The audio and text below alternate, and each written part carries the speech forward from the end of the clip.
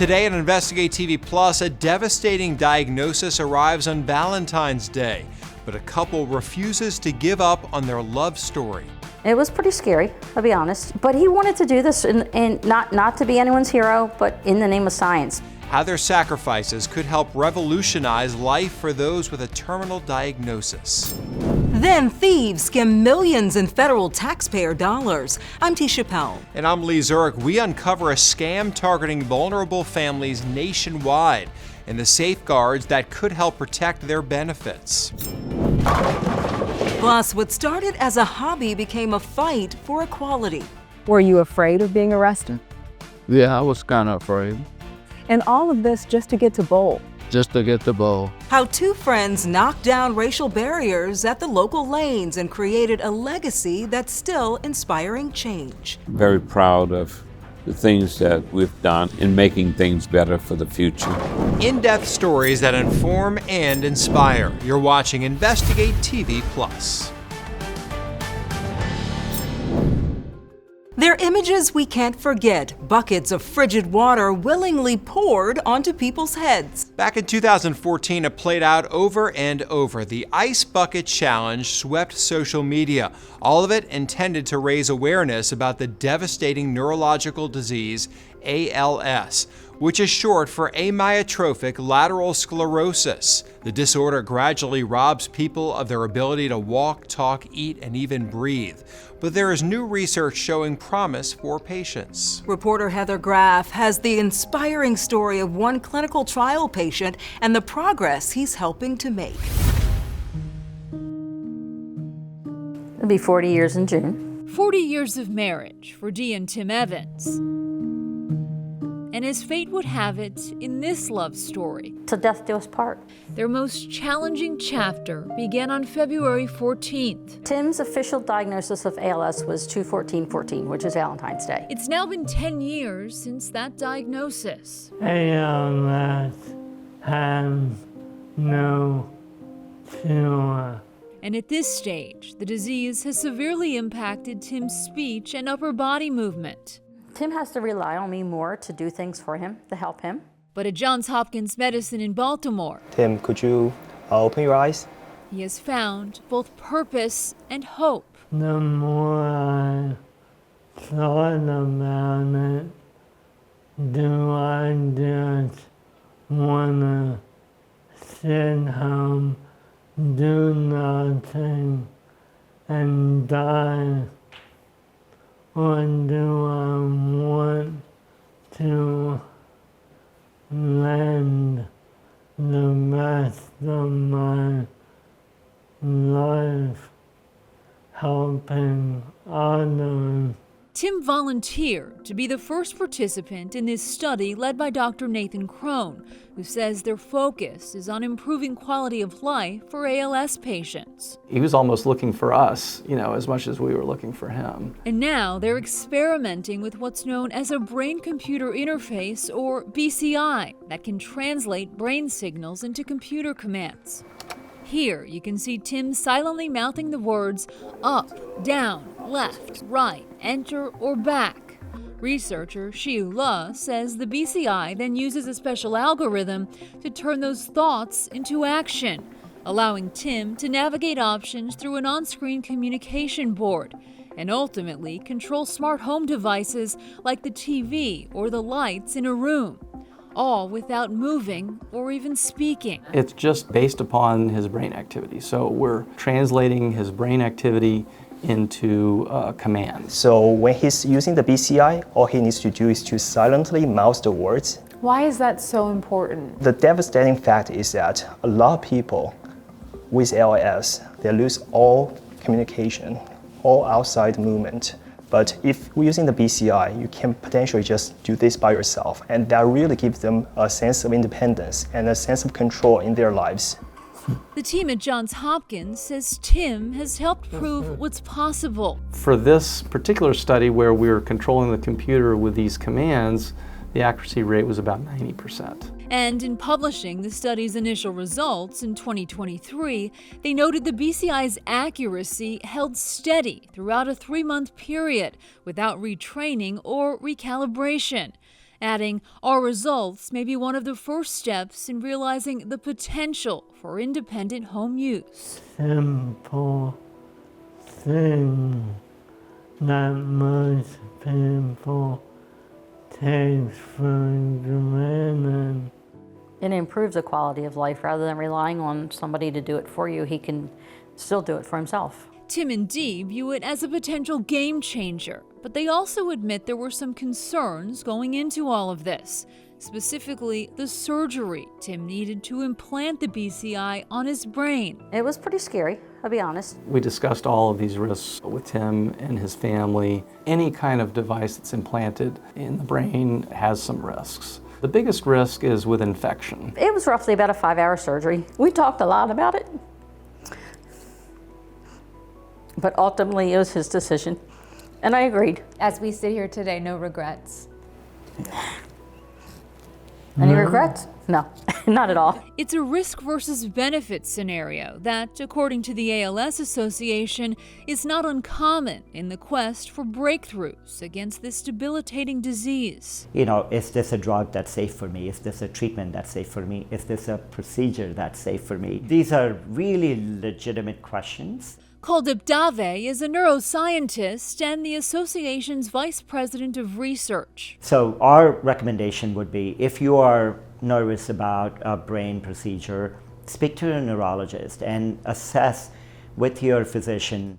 Having said that, this is why these clinical studies are important. And while he's not involved with the Johns Hopkins BCI work, Dave says he's been closely following their results. This is real-world impact research, and we want to get it into the hands of people living with ALS. So the next step in this study is for Tim to soon start testing out the technology at home. Make the best of it. And that positive outlook, My hero. plus his commitment to the cause, You know, to help other people with ALS in the future. are just a few of the many things that Dee will forever love about her husband. Come Valentine's Day, I always say we celebrate life now. We don't celebrate Valentine's Day. Their story, I know eventually he's going to pass, still being written. but, you know, until that day happens, he's with me through thick and thin. The ALS Association is the largest private funder of ALS research, and they said the Ice Bucket Challenge worked, drawing both attention and much-needed funding for research of the devastating condition. Over the past decade, the number of ALS clinics has more than doubled nationwide, and the FDA approved 2 new treatments, bringing the total available to 3. Still ahead, your outdated devices could be worth more than you think. The boards that are inside of your computer will have palladium and gold on them, small amounts, but those are precious metals that we'll never get back if they go to the landfill. We'll show you how valuable materials are salvaged from recycled electronics. But first, families left desperate after criminals steal money earmarked for groceries. It's a slap in the face, because how am I going to feed my children? We get insight into how their benefits vanished in seconds and why advocates say there's a lack of security to stop it.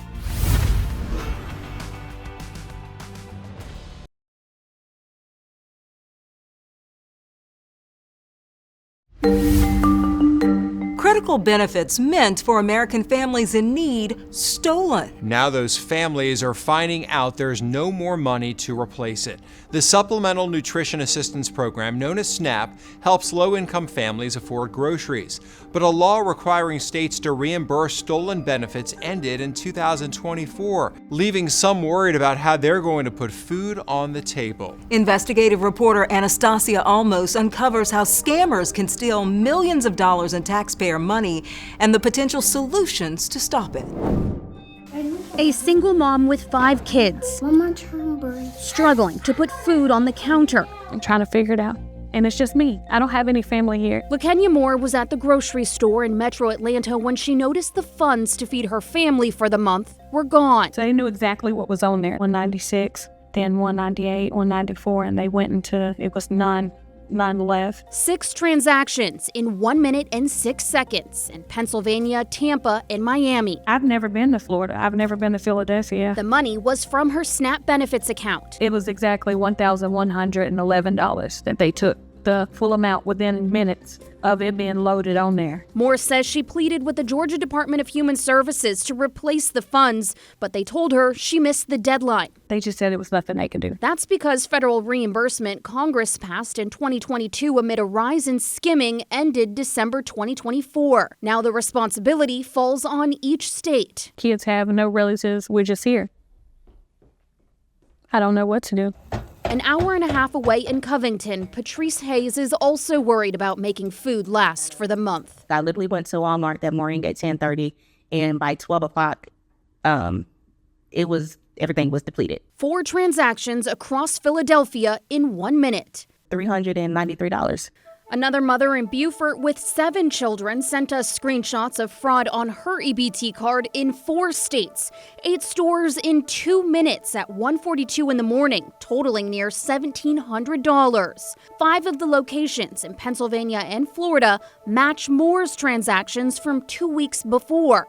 We made some calls and spoke with 2 of the stores in Pennsylvania, a pizza shop and a tobacco store, both saying they're not involved. In fact, they don't accept EBT cards and weren't even open at the time of some of the transactions. The manager at Pottsville Tobacco and Hookah says people keep calling and begging for their money back and even accusing them of stealing in Google reviews. Sometimes people cried on the phone and they're really hurting me. And I was like, I'm sorry, I don't know who's doing it.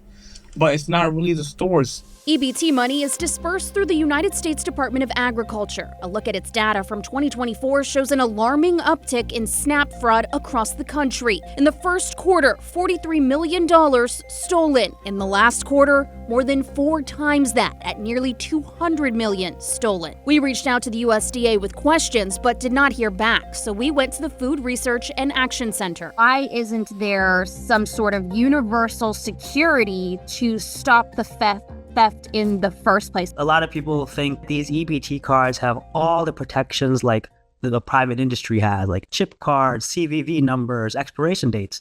But unfortunately, that's just not the case. In August, the USDA changed standards to allow states to implement SNAP EBT cards with chip technology. But the only 2 states that have started this effort are California and Oklahoma. It's a slap in the face, because how am I going to feed my children? For Georgia families barely getting by, they're begging the state to do something. If you don't want to put any money in the security of these cards, then go back to the paper stamps. You can't hack that. While the USDA says chip cards are the best way to protect SNAP benefits, a dozen states have implemented a security feature that allows cardholders to lock their cards between purchases. Still ahead, old electronics can create an environmental crisis. How many items do you take in here every year? So we take close to 6 million pounds of electronics every year. We'll explain how you can safely dispose of your devices to keep hazardous materials out of our landfills.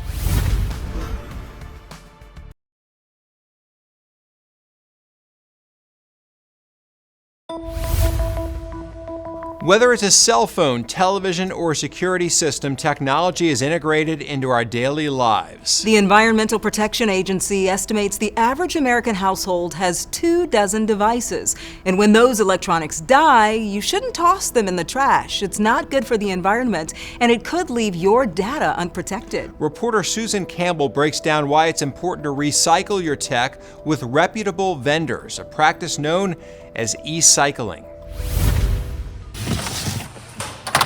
This was probably worth a lot of money. So is this. We use a lot of electronics. We upgrade often, and e-waste is piling up.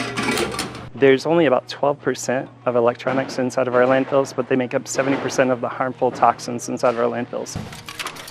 So e-waste recyclers like Westech collect old electronics to be reused and recycled. How many items do you take in here every year? So we take close to 6 million pounds of electronics every year.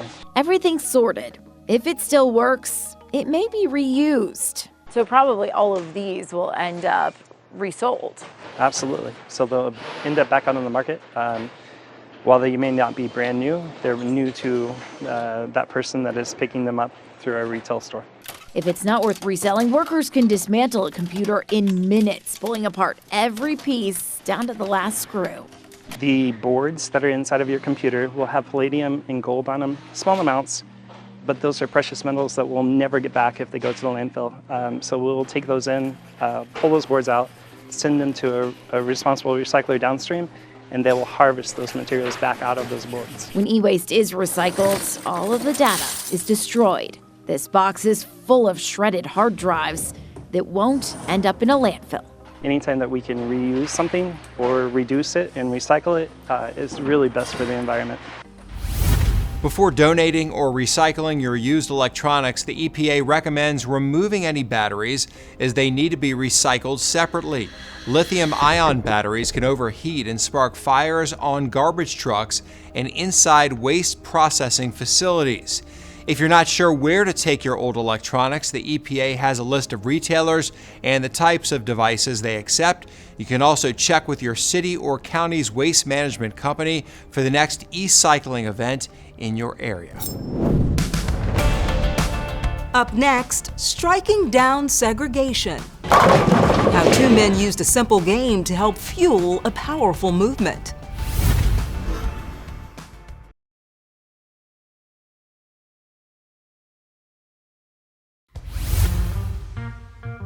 It's a symbol of the American Civil Rights Movement, Norman Rockwell's iconic painting of federal marshals escorting a young Ruby Bridges to school. In 1960, she faced an angry mob as the first African-American student to desegregate William Frantz Elementary School in New Orleans, 6 years after the Supreme Court outlawed racial segregation in public schools. During that same time, the city's black residents fought to live as equal citizens in other public spaces, including bowling alleys. We take an in-depth look at how two men, brought together by their love of hitting the lanes, inspired change lasting generations. That ball is 50 years old. At 80 and 83, Look at Alden McDonald and Walter Woody Woodruff Oh! Wow! have not only witnessed history, but have worked to change it. You've been practicing on me. Although moving a bit slower these days, Yeah, this is 63. their memories of the past remain clear. I've enjoyed a life of transition from segregation to integration in a lot of different ways. I'm proud to be part of some of the change that has taken place. It seems ridiculous now. In the 60s, that's when everything was trying to get integrated. The Civil Rights Act of 1964 outlawed discrimination in public spaces, voting, employment, and education. In many cases, whites in the South resisted integration with protest and violence. Among those public spaces were restaurants, movie theaters, and bowling alleys, a place both McDonald and Woodruff held dear. Woodruff bowled his first game in 1961 at the all-black Delta bowling lanes in the Desire housing development and was hooked. It was so much fun, and my whole family enjoyed it a lot. I bowled so much, my thumb used to swell up. McDonald, Woodruff, and others would eventually form the New Orleans Travelers Bowling League. So they would go to bowling alleys in states where bowling alleys were integrated, but they would only get to bowl on certain lanes. But back home, the few black bowling alleys couldn't seem to hang on. It seemed like all our bowling alleys were going to fold up, and we wanted somewhere to go. That meant integrating local facilities, a feat that would prove difficult and dangerous. We were kind of young and foolish back then, and so we began challenging things. They had the state police outside with K-9 dogs at the door, and we go, wow, I don't know if we should go in here or not. And Edna said, look, we're just gonna go right on in. So we went in and we asked for a lane, and they refused us. Were you afraid of being arrested? Yeah, I was kind of afraid. And all of this just to get to bowl? Just to get to bowl. As it turns out, a visit by black bowlers to a whites-only bowling alley piqued the interest of the FBI. Woodruff said agents paid him a visit at work, something now federal judge Brian Jackson sees as a peculiar occurrence for the time. I think would be very unusual for a federal law enforcement agency to involve itself in sort of a civil matter such as that, and not to investigate perhaps federal criminal laws that may have been the product of racial discrimination. Woodruff and McDonnell never stopped challenging the status quo, efforts that would eventually lead to equality as more businesses opened their doors to all. Judge Jackson says the courage of the families pushing for change should never be forgotten. Those parents and those workers, those employees, that they would step up, knowing full well that there would be social and economic repercussions. But those are the people who I think we should always celebrate and never forget. Lisa Woodruff White says her dad is nothing short of an American hero. The bravery he showed in being willing to take action to help integrate the bowling alleys was really significant for me. Very proud of the things that we've done in making things better for the future and for future generations. Oh, the boy. I'll never believe that he hasn't been practicing somewhere. Woody Woodruff went on to roll 58 perfect games in his bowling career, rare for a left-handed bowler. He was also invited to join an all-white bowling league, which skirted desegregation laws in the 60s. In 2022, Alden McDonnell celebrated 50 years as CEO of Liberty Bank and Trust, the largest African-American-owned bank in the country.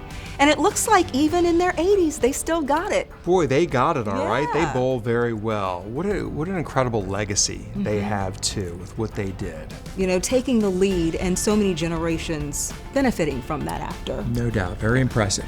That's it for us here on Investigate TV Plus. I'm Lee Zurich. And I'm Tisha Powell. Thanks for watching.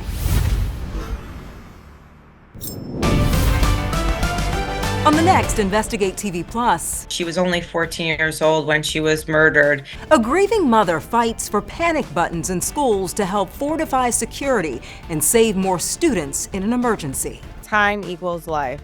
So knowing that they have their panic button, that they could push it and get a law enforcement there, I think is so extremely important. While critics argue the problem might need more than technology-based solutions.